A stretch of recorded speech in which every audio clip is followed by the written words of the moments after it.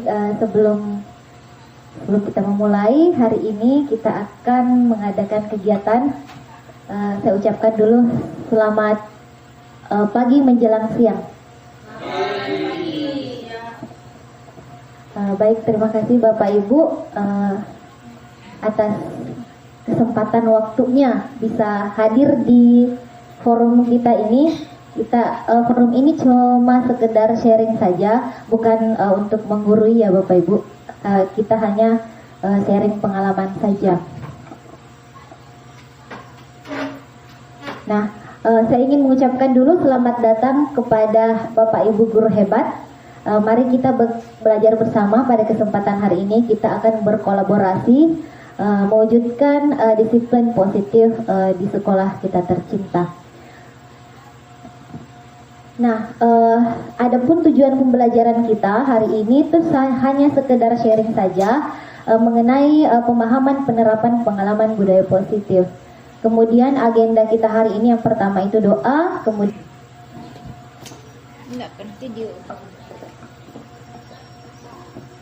agenda kita berdoa, kemudian pembukaan, ice breaking, kesepakatan kelas, lanjut ke materi. Setelah itu mereview kegiatan yang baru dilakukan, kemudian merefleksi tentang apa yang sudah didapat dalam proses pembelajaran hari ini, kemudian kita akan menyimpulkan dan penutup.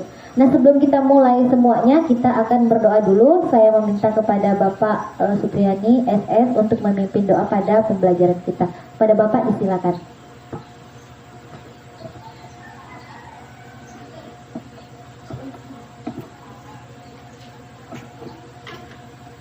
Bapak Ibu, sebelum kita mulai kegiatan kita, mari kita mohon berkat Tuhan supaya kegiatan kita dapat berjalan dengan baik. Saya akan pimpin secara Katolik dalam nama Bapa dan Putra dan Roh Kudus. Amin. Allah Bapa di surga, terima kasih atas kesempatan yang Kau berikan kepada kami. Kau perkenankan kami untuk belajar bersama dengan mentor kami. Bukalah hati kami, pikiran kami, supaya kami dapat belajar bersama-sama dengan baik.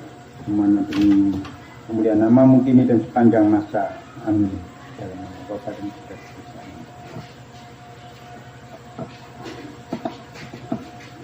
Terima kasih kepada Bapak Agathos sudah memimpin doa kita hari ini.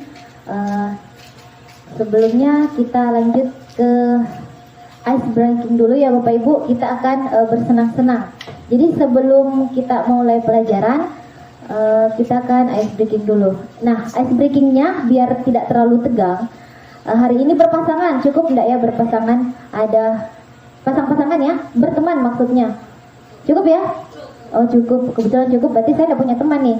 Jadi Pak Jen dengan Pak Gato, Bu Marista dengan Pak D, Bu Ed dengan Besar C. Jadi ice breakingnya adalah cobalah buka. Cobalah buka ini, boleh Bapak Ibu berdiri semua berdekatan dengan temannya. Ya, kemudian Bapak Ibu ada yang bertindak bagian A dan bagian B. Siapa? Bagian A Pak Agato, bagian B Pak Jen, bagian A Bu Ed, bagian B Bu Sarce, bagian A Bu Marisa, bagian B Pak Andi. Di bagian A itu, Bapak Ibu, siapa yang mengambil tokoh A, itu punya barang di tangannya, kalian pegang sesuatu, kita mengandai-andai saja. Kita mengandai-andai saja, di dalam tangan genggaman Bapak Ibu, itu punya benda yang sangat berharga. Nah, tugasnya bagian B, Pak Jen, Bu Sarce, dan Pak Ande meminta barang yang ada di tangan temannya. Mau ndak kira-kira dia membukanya? Dengan cara apa? Membujuk, menyogok, memarahi, terserah Bapak Ibu lah yang bagaimana. Waktunya 30 detik, minta barang berharga yang ada di tangan temannya tersebut. Apakah mereka mau membuka atau tidak mau membuka? Waktunya 30 detik. Ya, siap ya Bapak Ibu, siapkan konsep apapun. Entah itu diiming-iming, saya kasih kamu uang 30 juta, atau saya kasih kamu apartemen, saya kasih kunci mobil misalnya. Berikan barang itu. Nah, dia siap ya Bapak Ibu, saya hitung dari sekarang, kita lihat 30 detik aja. Silahkan mulai. Oke, boleh. Ada apa Bu Sarjen?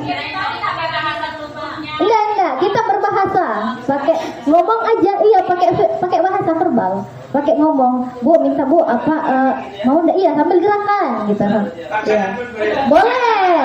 Boleh memaksa. Saya bilang tadi boleh memaksa, boleh menyogok, boleh apapun, biar kawannya tuh mau membuka. Enggak usah, itu pokoknya barang yang berharga menurut Nuan. Mau enggak non kasih ke dia tuh? Sesuatu lah yang milik kalian seperti itu gitu nah. Silakan diminta ya Ibu 30 detik. Mulai.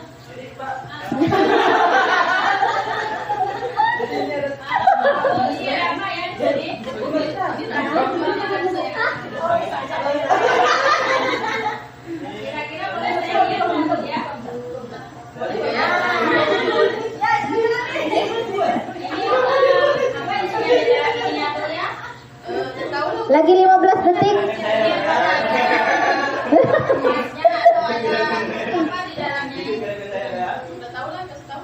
Lagi 5 detik. 5, 4, 3, 2, 1. Oke. Tepuk tangan untuk kita semua Bapak Ibu. Nah, oke. Nah, sekarang saya ingin minta pendapat dari siapa yang buka tangan? Siapa yang memberikan barang berharganya? Pak Gato memberikan ke Pak Jen. Pak Bu Sarce juga, Bu Ed juga memberikan ke Bu Sarce. Bu Marista? Apa alasannya Pak Ande dulu lah atau Bu Marista? Apa yang dikatakan Pak Ande? Bapak Ibu memberikan barangnya ke Pak Ande. Apa yang dia iming-imingkan ke Ibu? Jadi Pak Ande itu dia tuh pakai akal-akalan. Dia pakai akal-akalan ya.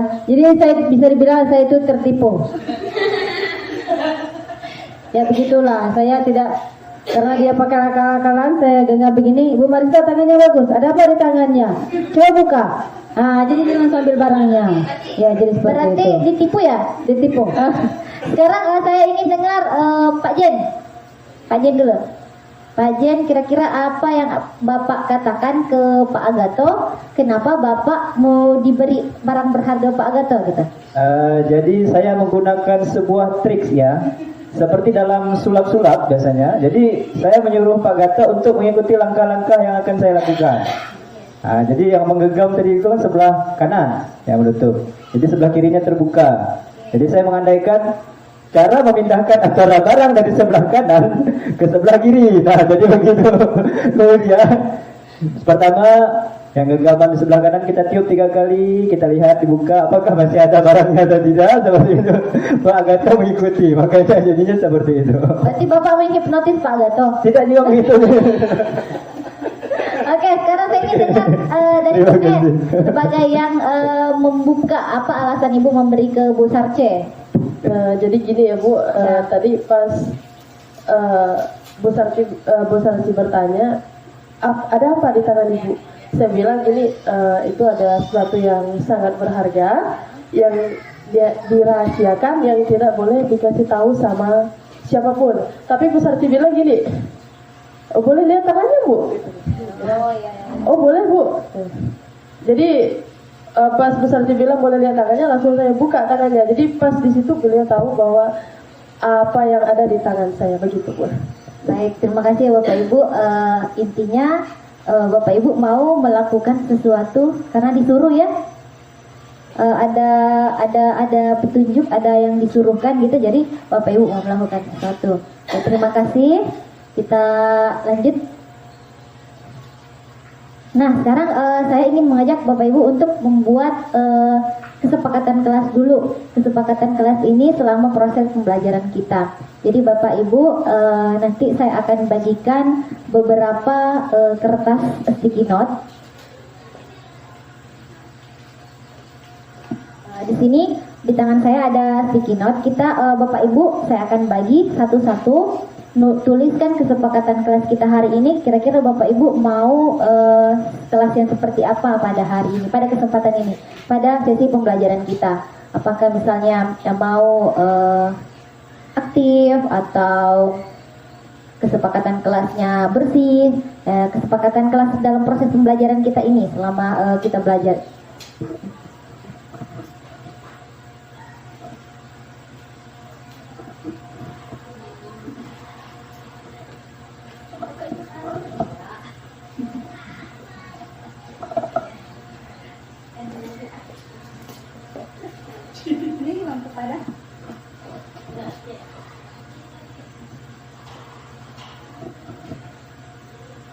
Baik, silahkan Bapak Ibu tuliskan kesepakatan yang Bapak Ibu inginkan.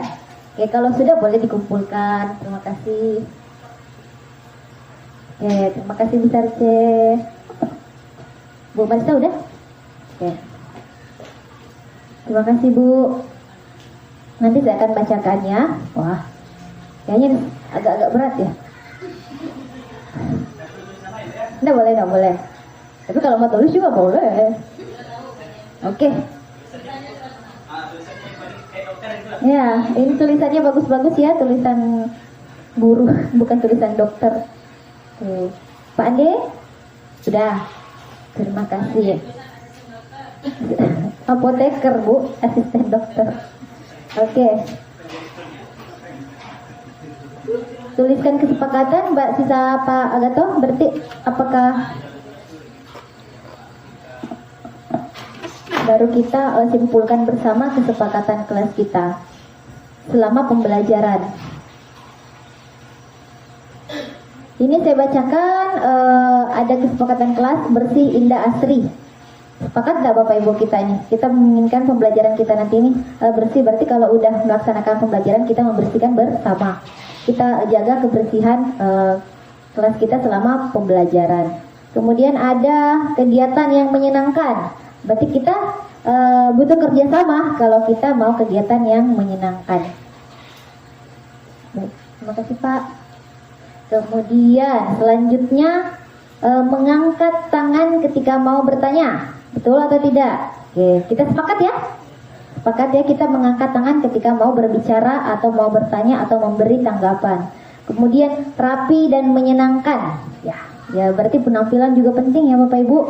Rapi dan menyenangkan, sepakat ya. Kemudian aktif dan menyenangkan. Kayaknya ini guru-guru hebat nih kurang menyenangkan hidupnya. Jadi apa-apa menginginkan yang menyenangkan. Mungkin Pak. Kemudian selanjutnya keterlibatan semua anggota di kelas. Berarti lebih aktif di kelas. Kita sepakat ya. Oke, sip. Next Bu.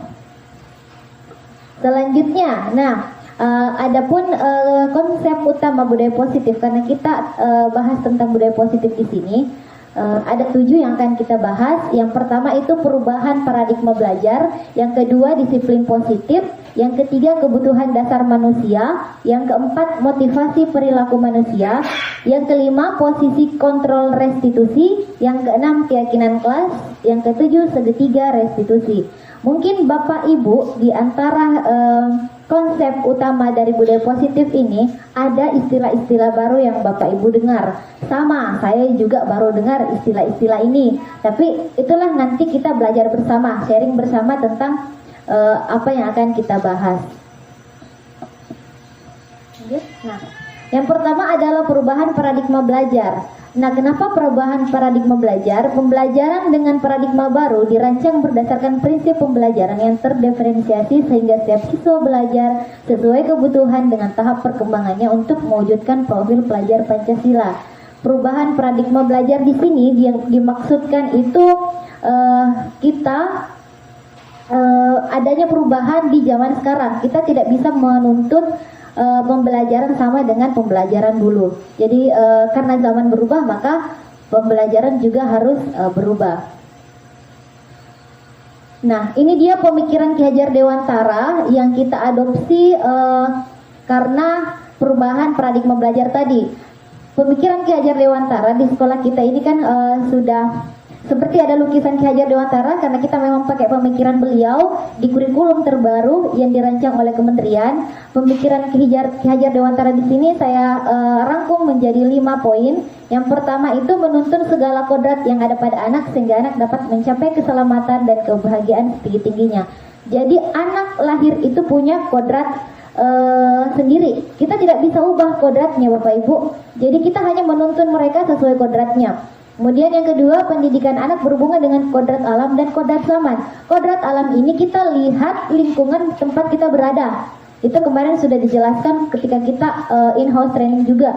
Dan kita melihat peluang sumber daya alam yang ada di lingkungan kita. Misalnya kalau lingkungannya nelayan berarti pesisir. Jadi kita gunakan misalnya anak-anak dituntun untuk membuat jala ikan. Kalau misalnya perkebunan, berarti kita mengajarkan mereka bertani seperti itu. Kalau pada zaman itu kita lihat zaman sekarang. Kalau zaman dulu kita mendidik tanpa teknologi, sekarang kita harus mendidik mereka dengan teknologi karena zamannya udah berubah seperti itu. Kita dituntut seperti itu di perubahan paradigma pembelajaran. Kemudian pendidikan adalah tempat persemaian benih-benih kebudayaan dalam masyarakat. Jadi tradisi budaya yang ada di masyarakat kita itu jangan sampai terlupakan oleh anak-anak kita. Jadi tetap kita harus lestarikan seperti itu Bapak Ibu. Jadi kita ajarkan. Contoh kemarin ada P5 kita menganyam, itu kan harus dilestarikan seperti itu Bapak Ibu. Kemudian berikutnya budi pekerti atau watak atau karakter merupakan perpaduan antara gerak pikiran, perasaan, kehendak atau kemauan sehingga menimbulkan tenaga. Jadi maksudnya di sini adalah budi pekerti atau watak karakter anak-anak tuh harus ditanamkan sejak sejak mereka punya karakter sendiri. Jadi kita pupuk, kita menanamkan karakter agar mereka bisa memiliki nilai-nilai yang baik seperti itu. Kemudian kekuatan sosiokultural menjadi proses menebalkan kekuatan kodrat anak yang masih samar-samar. Nah, kekuatan sosiokultural ini di sini itu masih kental sekali, gotong royong ya Bapak Ibu. Di masyarakat ada yang namanya royong. Ada yang disebut royong. Royong itu bergotong royong, bukan itu kan melekat di masyarakat. Nah, kalau bisa anak-anak juga belajar akan hal itu.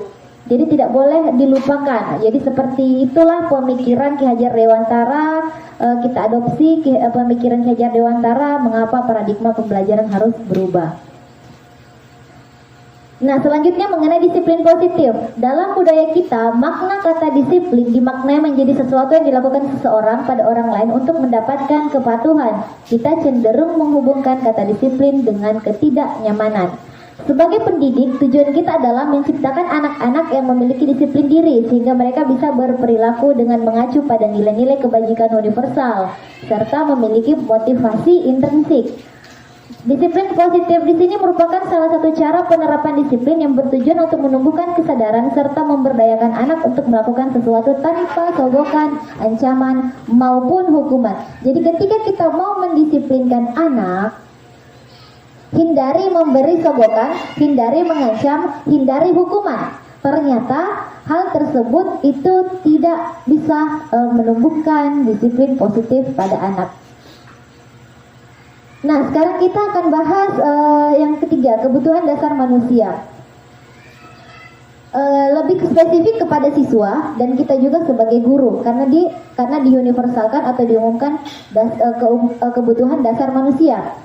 Segala sesuatu yang kita lakukan untuk mendapatkan apa yang kita inginkan, seluruh tindakan yang kita lakukan memiliki tujuan tertentu dan semua usaha yang terbaik yang kita lakukan adalah dalam rangka agar kebutuhan dasar kita terpenuhi dengan baik. Jadi kita manusia Bapak Ibu punya kebutuhan dasar dan itu harus terpenuhi kebutuhan dasar itu. Kapan tidak terpenuhi kebutuhan dasar, bisa jadi kita bad mood, misalnya tidak bagus moodnya pagi-pagi atau hari itu karena kebutuhan dasar kita tidak terpenuhi. Kebutuhan dasar ini harus terpenuhi Bapak Ibu agar kita jadi manusia yang bahagia misalnya. Oke, lanjut Bu. Nah, sekarang saya akan membahas 5 kebutuhan dasar manusia. Ini penting Bapak Ibu. Yang pertama itu adalah bertahan hidup. Kita butuh makanan, kita butuh pakaian, tempat tinggal, keamanan dan kesehatan. Itu kebutuhan dasar harus ada dalam diri kita. Satu lagi mungkin HP kali ya, kebutuhan dasar nggak sekarang tuh? Bisa jadi masuk kebutuhan dasar karena itu tidak ada yang nggak bisa pegang HP sekarang ya Bapak Ibu. Itu kebutuhan dasar. Jadi kebutuhan dasar kita itu bertahan hidup. Kita butuh makan, kita butuh pakaian, kita butuh aman dan kita butuh sehat. Kemudian yang kedua, kasih sayang dan rasa diterima. Butuh enggak? Butuh, iya, karena kita perlu diterima, kita perlu dipedulikan dalam lingkup kelompok. Jadi anak-anak juga ini butuh gitu rasa kasih sayang dan rasa diterima. Kemudian yang ketiga, penguasaan. Penguasaan ini punya harga diri. Kita butuh juga harga diri. Kita butuh didengar, butuh dianggap. Ini penguasaan. Butuh berprestasi atau memimpin. Kemudian keempat, kebebasan. Kita butuh kebebasan, kita punya pilihan, kita bisa mengendalikan orang. Ini juga kebutuhan yang kita butuhkan dalam hidup. Dan yang terakhir adalah kebutuhan kesenangan. Butuh tidak Bapak Ibu kesenangan? Kalau tidak senang-senang kan menyedihkan sekali hidup. Kita butuh bermain, tertawa, nonton, belanja, apapun yang membuat kita senang. Yang penting banyak uang. Itu juga masuk dalam kesenangan, kebutuhan Bapak Ibu ya. Oke, lanjut. Nah, ini dia motivasi perilaku manusia. Jadi ketika motivasi merupakan dorongan yang timbul pada diri seseorang secara sadar atau tidak sadar untuk melakukan sesuatu tindakan dengan tujuan tertentu. Jadi kita melakukan perilaku kita bergantung motivasinya. Apa yang mendasari kita melakukan hal tersebut? Itulah motivasi perilaku manusia. Ada 3 di sini. Kita menghindari ketidaknyamanan atau hukuman. Kita lebih spesifik ke murid. Murid melakukan disiplin diri karena takut dihukum. Ini merupakan motivasi ekstrinsik, motivasi dari luar. Kemudian yang kedua, mendapatkan imbalan. Mendapatkan imbalan. Mendapatkan imbalan di sini penghargaan dari orang lain. Murid melakukan disiplin diri karena mendapat imbalan. Ini merupakan motivasi intrinsik. Misalnya mereka belajar karena mau mendapat ranking. Itu motivasi intrinsik. Jadi itu dari luar. Kemudian yang ketiga, menghargai nilai-nilai kebajikan diri sendiri. Murid melakukan disiplin diri karena sadar akan nilai kebajikan dirinya. Ini merupakan motivasi intrinsik. Motivasi intrinsik itu adalah motivasi dalam diri sendiri. Kalau motivasi ekstrinsik itu dari luar. Jadi misalnya yang mana yang paling bagus nih Bu, Bapak? 1, 2 atau 3? Yang ketiga ya. Karena kalau yang pertama itu kan murid melakukan disiplin karena takut dihukum, bagus atau tidak? Jadi kalau kita tidak lihat, dia bisa melakukan hal yang negatif lagi. Jadi kalau kita menerapkan menghargai nilai-nilai kebajikan diri sendiri, murid melakukan disiplin diri karena sadar dengan nilai kebajikan dirinya, itu merupakan motivasi intrinsik dari dalam dirinya. Nah, konsep disiplin dengan identitas gagal. Menghukum. Gagal ini Bapak Ibu kalau kita terapkan di anak-anak kita. Kalau kita menghukum itu menyakitkan, tidak nyaman, murid takut, memaksa, menyembunyikan kesalahan, menjadi rendah diri. Dan yang paling fatalnya anak-anak bisa membangkang ketika kita menerapkan hukuman. Kemudian yang kedua, penghargaan. Penghargaan ini tidak efektif Bapak Ibu kita jalankan secara berkelanjutan. Kemarin kita pernah menerapkan ini, yaitu memberikan tas atau hadiah kepada anak-anak yang menurut kita berprestasi. Ternyata juga itu tidak baik. Memberi penghargaan itu tidak efektif, merusak hubungan, menimbulkan rasa iri dengan teman-temannya yang lain, mematikan kreativitas anak yang lain, kemudian menghukum dengan sistem ranking, merampas hak menghargai dirinya. Jadi itu tidak baik untuk diterapkan di kelas kita atau di murid-murid kita. Nah, kita lihat konsep disiplin dengan identitas sukses. Ada 2 Bapak Ibu yang ditawarkan, yaitu konsekuensi dengan restitusi. Konsekuensi berbeda dengan hukuman. Konsekuensi ini adalah penguatan jangka pendek, perlu monitoring berkelanjutan, stimulus respon, murid menghormati peraturan, kehilangan waktu untuk merenungi kesalahan. Itu bisa menjadi baik diterapkan. Kemudian ada istilah restitusi. Restitusi di sini adalah murid bertanggung jawab atas perilakunya, kemudian fokus pada pemecahan masalah jangka panjang, murid menghormati dirinya dan orang lain, punya kontrol diri, murid bersemangat memperbaiki diri. Nah, kalau bisa ketika murid melakukan kesalahan, sebisa mungkin kita mengambil konsep disiplin antara konsekuensi atau restitusi kita terapkan ke anak. Jadi kita hilangkan hukuman atau penghargaan. Oke, lanjut. Nah, ini dia konsep disiplin melalui pendekatan restitusi. Jadi kita akan belajar mengenai istilah baru, restitusi namanya. Semoga Bapak Ibu bisa terbiasa menggunakan kata ini, kata restitusi.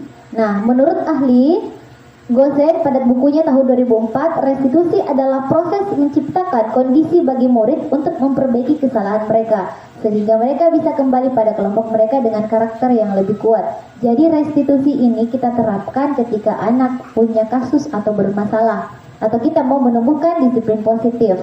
Ciri-ciri restitusi itu bukan menebus kesalahan, namun belajar dari kesalahan, memperbaiki hubungan, Kita memberi tawaran bukan paksaan, menuntun murid melihat ke dalam dirinya, kemudian mencari kebutuhan dasar yang mendasari tindakannya. Itu tadi ada 5 kebutuhan dasar, kira-kira mereka tuh berperilaku seperti mungkin kebutuhan dasarnya tidak terpenuhi. Contoh, dia mungkin kurang kasih sayang, berarti perlu disayangi di sekolah. Kalau di rumahnya kurang kasih sayang, itu mencari kebutuhan dasar yang mendasari tindakannya. Kemudian fokus pada karakter bukan tindakan. Jadi kita berbicara masalah karakter anak, entah itu karakter dalam karakternya baik, berakhlak, seperti itu. Kita fokus pada karakter yang ingin dicapai, bukan ke tindakannya. Kemudian ciri yang terakhir adalah menguatkan dan fokus pada solusi. Jadi kita tidak fokus pada masalah yang ditimbulkan anak, tetapi kita fokus mencari solusinya. Bisa kita libatkan ke anaknya, atau bisa kita sendiri yang menawarkan solusi. Itulah restitusi.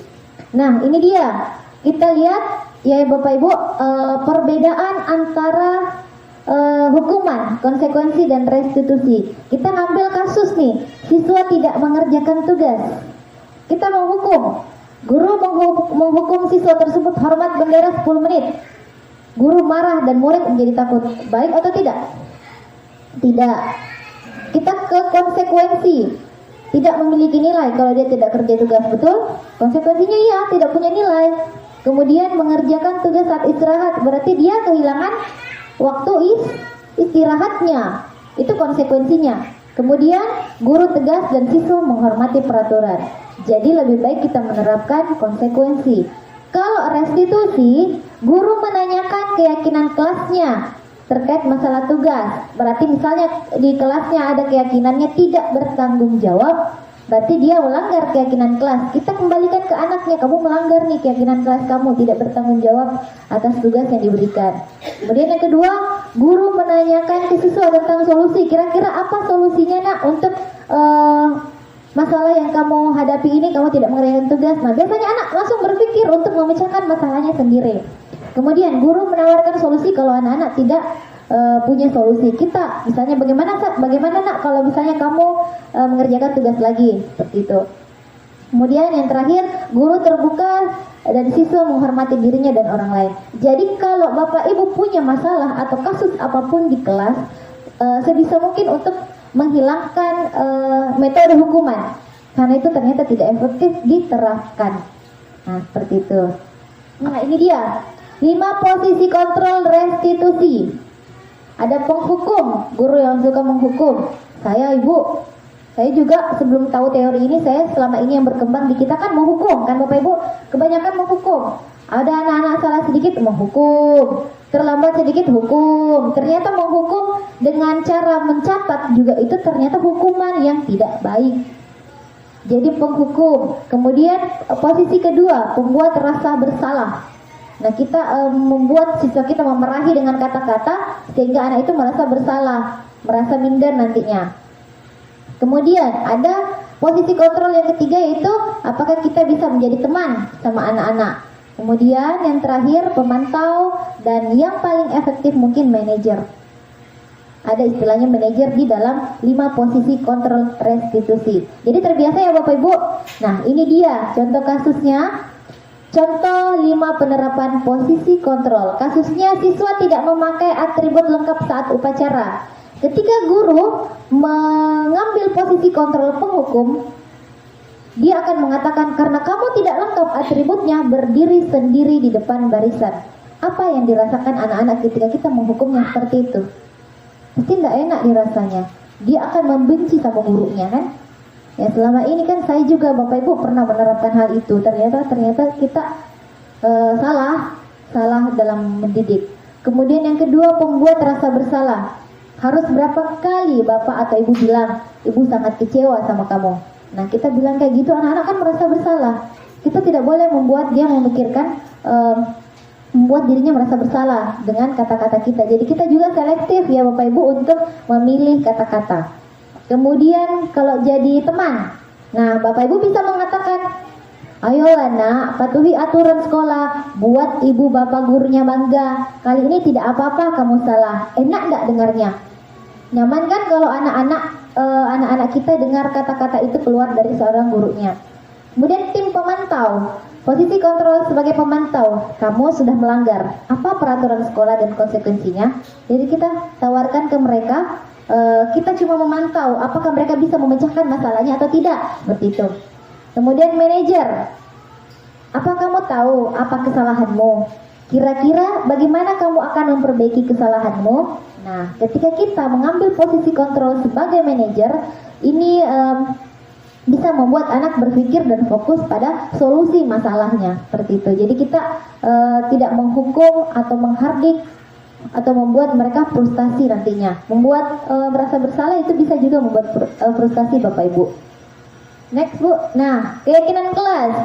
Keyakinan kelas ini, mengapa keyakinan kelas? Mengapa bukan peraturan kelas saja? Jadi perbedaan antara keyakinan dan peraturan kelas. Kalau keyakinan kelas itu adalah persetujuan dibuat bersama antara guru dan murid, selanjutnya akan ditaati bersama. Sedangkan peraturan kelas biasanya terbit tanpa persetujuan pihak objek yang harus melaksanakan. Biasanya peraturan kelas itu kan umum kita buat ya Bapak Ibu, kita belum pernah bikin keyakinan kelas. Rata-rata kita bikin itu peraturan. Peraturan itu kan dari gurunya langsung. Siswanya tidak tahu kok tiba-tiba harus memakai atribut lengkap pada saat upacara misalnya, atau harus menjaga keamanan kelas. Tiba-tiba kita bikin peraturan tanpa melibatkan anak-anak. Yang mau mematuhi peraturan itu paling gurunya saja, anak-anaknya tidak mau, makanya banyak yang melanggar. Makanya kurikulum mengganti peraturan kelas menjadi keyakinan kelas. Keyakinan kelas tadi itu kesepakatan yang kita buat bersama Bapak Ibu. Contohnya kita udah melaksanakan tadi. Nah, sebelum kita mulai pembelajaran, kita kan melaksanakan keyakinan kelas tadi nih. Bapak Ibu kan menuliskan di masing-masing kertas. Bapak Ibu menginginkan apa? Jadi otomatis Bapak Ibu juga akan mematuhi peraturan ini. Kan Bapak Ibu sendiri yang bikin. Nah, anak-anakku sendiri misalnya yang bikin. Seperti itu. Jadi kita buat keyakinan kelas penting di dalam kelas. Bukan hanya wali kelas boleh membuat keyakinan kelas untuk di kelasnya, ditempel di kelasnya. Tetapi kalau kita guru mapel bagaimana? Apakah kita bikin juga peraturan keyakinan kelas, sedangkan udah banyak tuh guru mapel, banyak dong ditempel di kelas. Kita bikin kesepakatan atau keyakinan kelas antar mata pelajaran saja. Misalnya buku bahasa Inggris, untuk mata pelajaran bahasa Inggris gunakan cuma satu buku saja, gabung antara catatan dan tugas. Itu kita bikin kesepakatan dengan anak-anak, seperti itu. Jadi kalau misalnya kita mau tempel juga kesepakatan pembelajaran bahasa Inggris, itu banyaklah semua mapel dalam kelas, nggak mungkin lah kita mau menempel banyak-banyak, kecuali wali kelas atau guru kelas. Kita bisa buat itu keyakinan kelas di kelas. Nah, selanjutnya bagaimana sih cara membuat keyakinan kelas? Nih, cara membuatnya kita berdiskusi tentang perbedaan peraturan dan keyakinan tadi. Jadi kita berdiskusi dengan anak-anak kita tentang perbedaan peraturan kelas dan keyakinan kelas. Kemudian yang kedua adalah merumuskan peraturan menjadi keyakinan. Yang ketiga menempelkan keyakinan di kelas tadi. Jadi seperti yang kita laksanakan tadi Bapak Ibu udah mendapat simulasi cara membuat keyakinan kelas. Jadi nanti Bapak Ibu juga bisa terapkan di kelas masing-masing Bapak Ibu. Selanjutnya, bagaimana pembentukan keyakinan kelas? Kalau bisa, lebih abstrak dari peraturan. Jadi lebih abstrak, lebih nyata, jadi tidak terlalu panjang. Seperti itu. Kemudian berupa pernyataan universal. Universal ini bahasanya yang biasa aja, tidak usah bahasa-bahasa yang sulit untuk dipahami. Kemudian dibuat dalam bentuk kalimat positif. Kalimat positif apa Bapak Ibu? Kalimat yang mengatakan berpakaianlah dengan rapi. Jangan menggunakan kata jangan dalam peraturan, karena biasanya itu dilanggar. Misalnya buanglah sampah pada tempatnya, itu kalimat positif. Kalau kalimat negatifnya jangan mencoret dinding. Yang ada anak-anak penasaran pasti akan mencoret dindingnya. Seperti itu. Hindari kata dilarang dan hindari kata jangan dalam membuat keyakinan kelas. Kemudian sedikit saja agar mudah diingat. Jadi tidak usah banyak-banyak bikin kesepakatan kelasnya. Buat kondisi kelas itu sesuai kebutuhannya, sesuai dengan kondisi kelas dan agar mudah diterapkan. Jadi tidak perlu banyak yang kita buat, cukup 5 atau 6. Yang penting menyangkut kebutuhan di kelas kita. Kemudian semua warga kelas di sekolah dilibatkan. Nah, dalam arti boleh kita berkolaborasi dengan kepala sekolah dulu untuk pembentukan keyakinan kelas, terus anak-anak yang dilibatkan untuk membuat keyakinan kelasnya. Seperti itu ya Bapak Ibu, untuk pembentukan keyakinan kelas. Nah, selanjutnya ada istilah segitiga restitusi. Ini juga baru saya dapatkan. Mungkin Bapak Ibu juga mungkin baru mendengar ya tentang segitiga restitusi. Segitiga restitusi ini adalah suatu proses dialog yang dijalankan oleh guru dengan siswa agar dapat menghasilkan murid yang bertanggung jawab. Di antara segitiga restitusi ini ada 3 tahap Bapak Ibu. Ada yang namanya validasi tindakan yang salah, ada yang namanya menstabilkan identitas, dan ada namanya menanyakan keyakinan. Nanti kita akan bahas ya. Jadi segitiga restitusi ini adalah istilah baru yang kita gunakan. Itu adalah salah satu metode atau dialog yang akan kita jalankan antara guru dengan siswa ketika siswa tersebut membuat kasus atau bermasalah. Kemudian lanjut Bu. Nah, ini dia. Yang pertama, dalam segitiga restitusi itu ada yang namanya menstabilkan identitas. Berdasarkan prinsip membuat kesalahan adalah bagian dari proses pembelajaran. Jadi, sebelum kita ke kasus anak-anak, kita menstabilkan identitas dulu, jangan kita langsung menjudge-nya. Jadi kita bisa menggunakan kalimat-kalimat berbuat salah itu tidak apa-apa, tidak ada manusia yang sempurna. Saya juga pernah melakukan kesalahan seperti itu. Kita bisa menyelesaikan ini. Bapak Ibu tidak tertarik mencari siapa yang salah, tapi Bapak Ibu ingin mencari solusi dari permasalahan ini. Kemudian kamu berhak merasa begitu. Apakah kamu sudah menjadi teman yang baik buat dirimu sendiri? Ini adalah kalimat-kalimat yang bisa kita gunakan ketika anak-anak mendapat masalah. Kalimat-kalimat ini juga Bapak Ibu bukan hanya bisa diterapkan di sekolah ya, kita juga bisa menerapkannya di rumah. Di rumah, di dalam keluarga. Ketika anak kita misalnya Bapak Ibu melakukan kesalahan, tidak usah, kenapa kamu melakukan kesalahan itu? Kenapa kamu memasukkan misalnya HP ke dalam ember? Kita tidak usah langsung menjudge, menanya seperti itu. Berbuat salah itu tidak apa-apa. Jadi kita bisa merangkul dulu anak ketika mereka melakukan kesalahan. Pasti punya dasar yang mendasari mereka berbuat seperti itu. Jadi kita stabilkan dulu identitasnya. Paham ya Bu sampai sini? Kemudian yang kedua adalah validasi tindakan yang salah. Nah, berdasarkan prinsip setiap perilaku berupaya memenuhi satu kebutuhan tertentu. Jadi mereka tuh kadang berbuat sesuatu karena ada kebutuhannya tidak terpenuhi. Yang tadi kebutuhan yang kita bahas tadi Bapak Ibu, kebutuhan dasar. Nah, kalimat-kalimat yang bisa digunakan di validasi tindakan yang salah. Kita mau validasi tindakan mereka itu bahwa iya, tindakan saya memang ini tidak benar, tindakan saya ini memang salah. Kita bisa mengatakan seperti ini Bapak Ibu, padahal kamu bisa melakukan yang lebih buruk dari ini ya. Kamu pasti punya alasan mengapa melakukan hal itu. Kamu patut bangga pada dirimu sendiri karena kamu telah melindungi sesuatu yang penting buat kamu.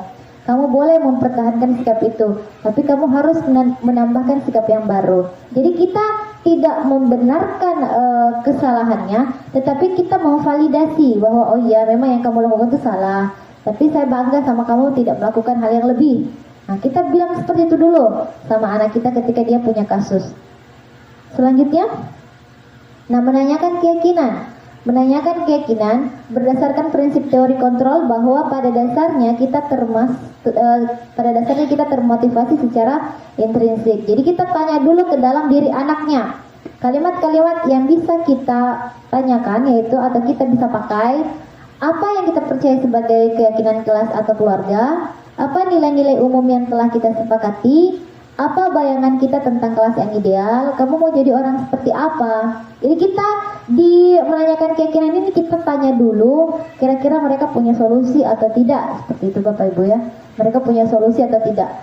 Kemudian menanyakan keyakinan ini juga merupakan elemen terakhir dalam segitiga restitusi. Jadi tadi udah ada segitiga restitusi, itu dialog ya yang akan kita lakukan dengan anak ketika mereka bermasalah untuk menimbulkan disiplin positif pada diri anak.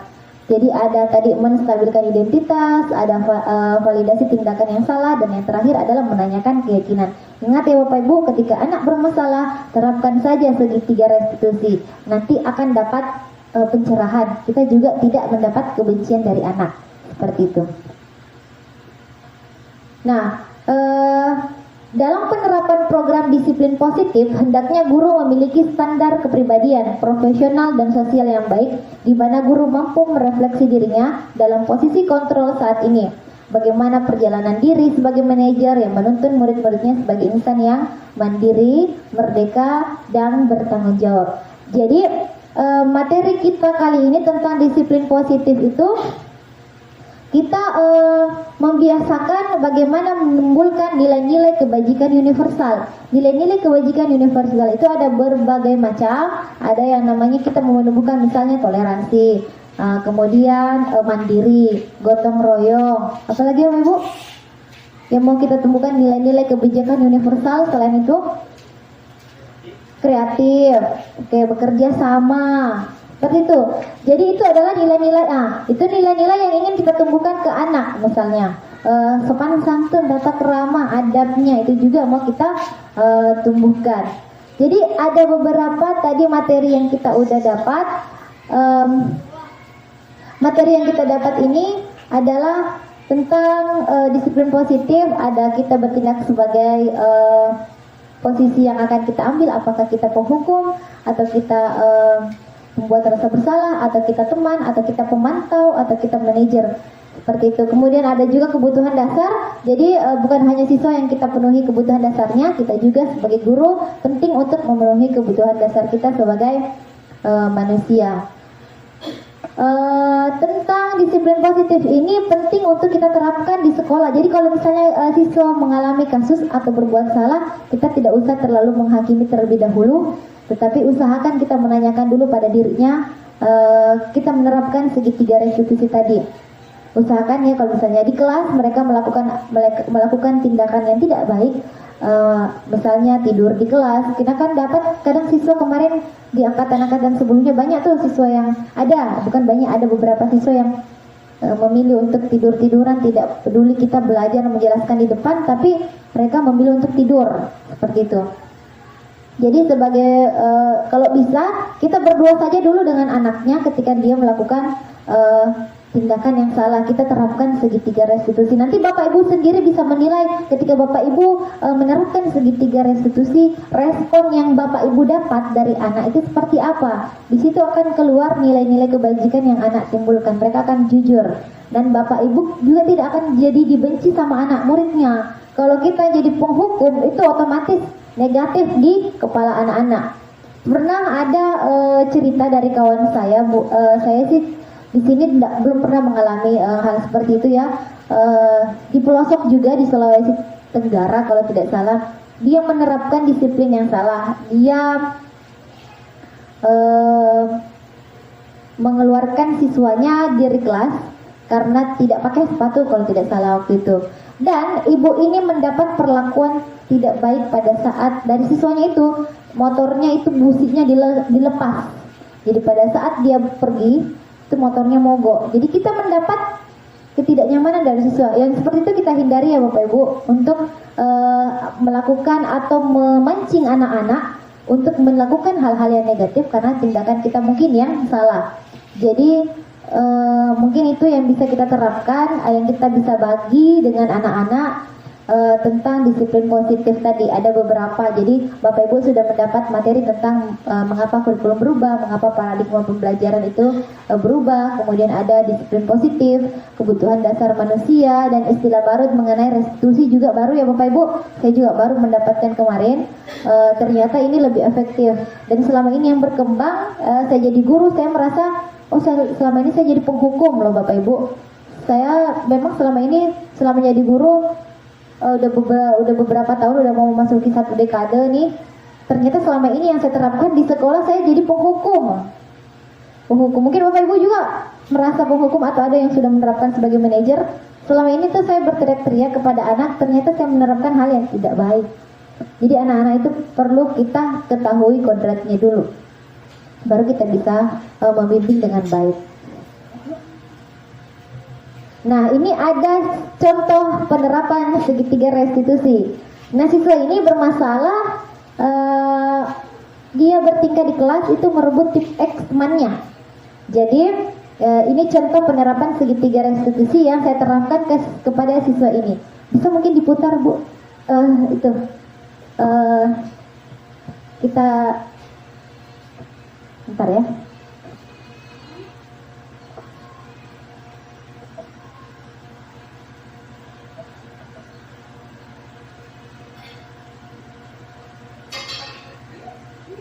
Bapak kalau terganggu, Pak.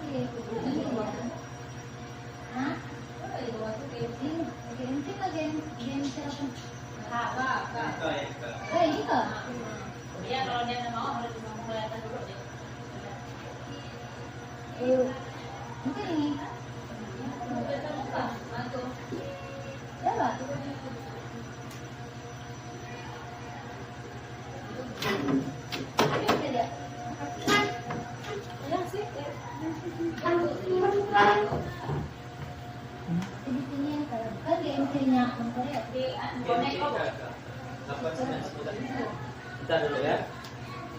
Bluetooth. Ada belum? Udah berapa?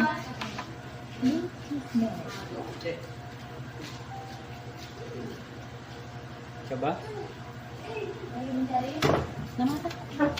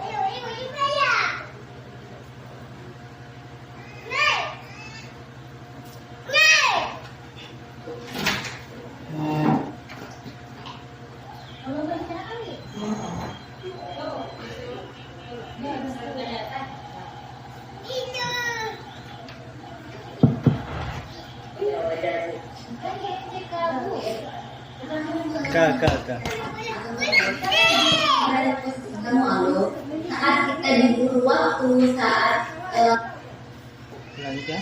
Duh, tadi ibu melihat.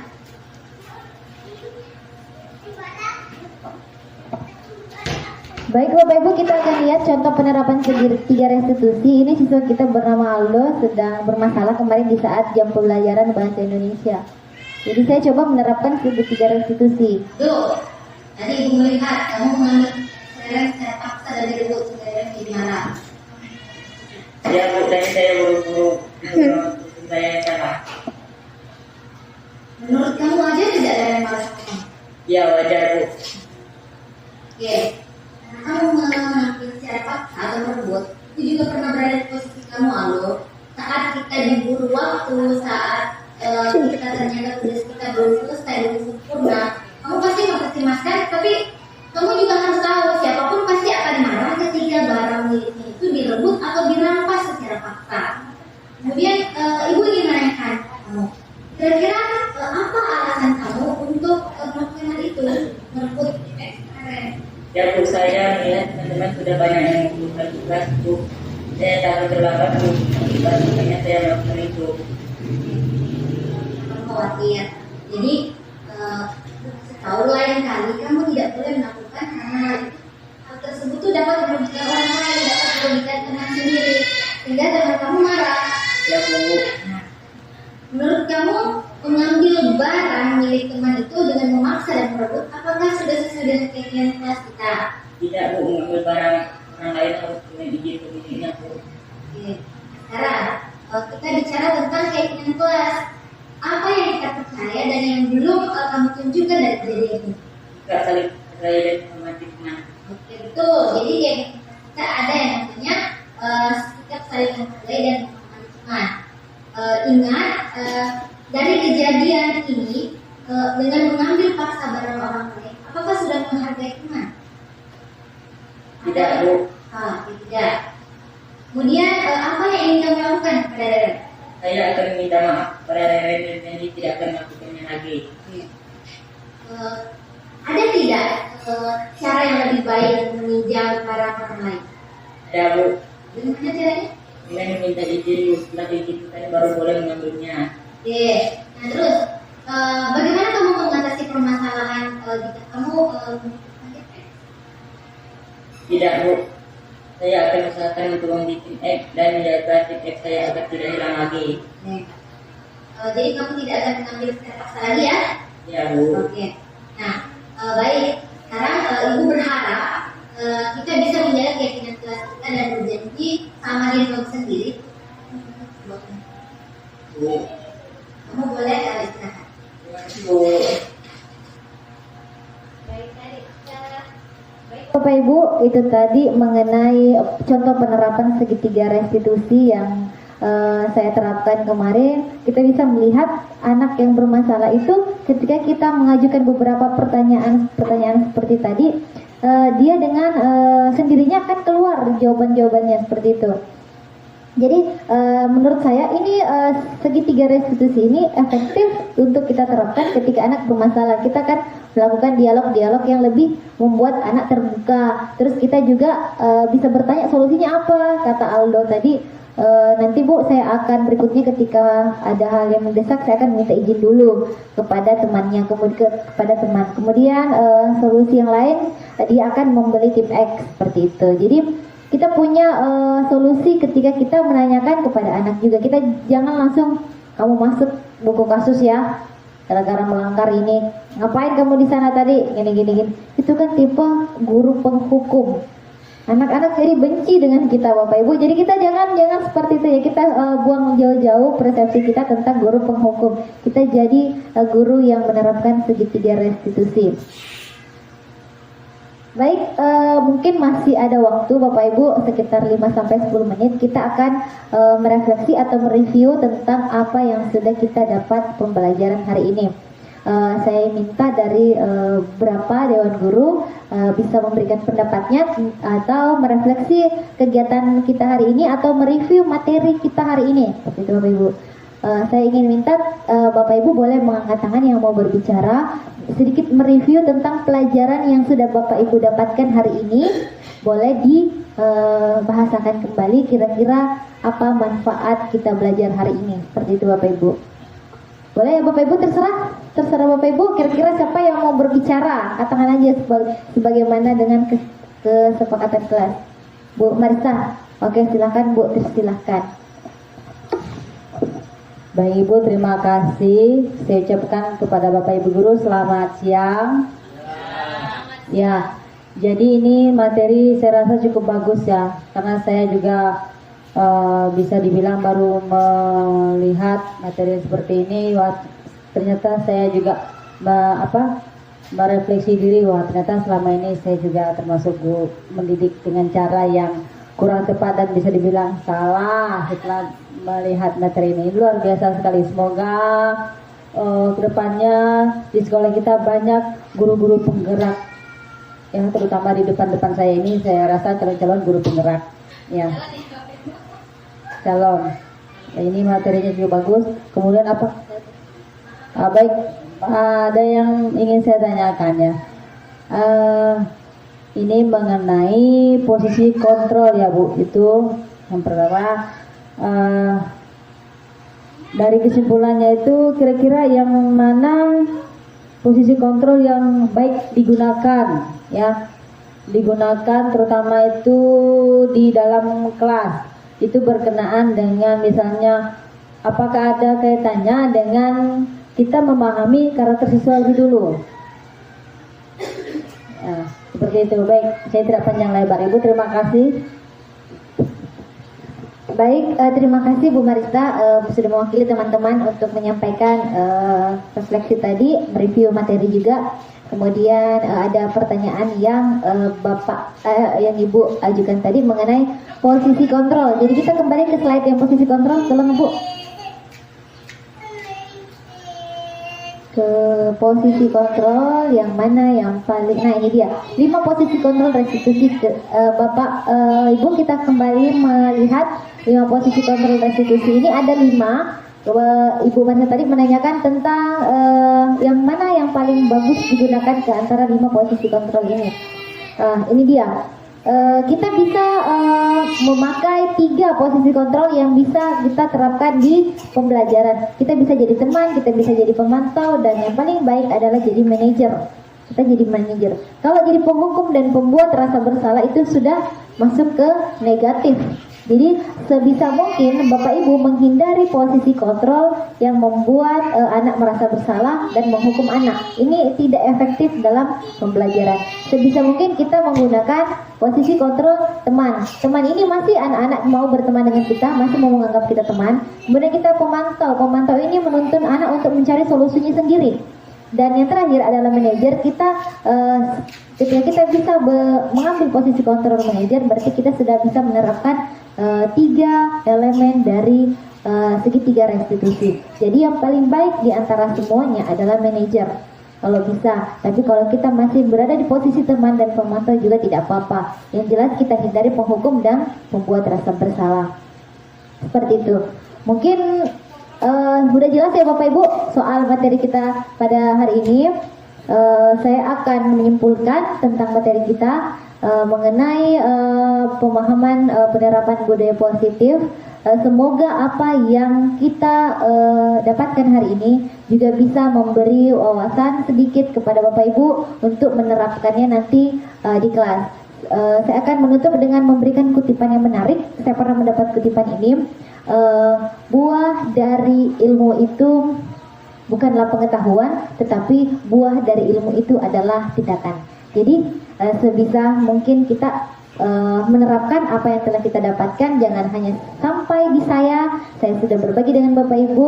Nanti Bapak Ibu juga bisa belajar lagi, bukan hanya dari saya tapi dari Bapak Ibu sendiri. Ada dorongan dari Bapak Ibu sendiri bisa belajar mengenai, tadi ada istilah baru yang Bapak Ibu dengar mengenai segitiga restitusi. Itu juga baru saya dapatkan kemarin Bapak Ibu.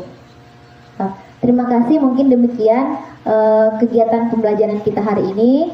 Terima kasih waktunya, semoga bermanfaat. Saya akhiri dengan ucapan selamat siang.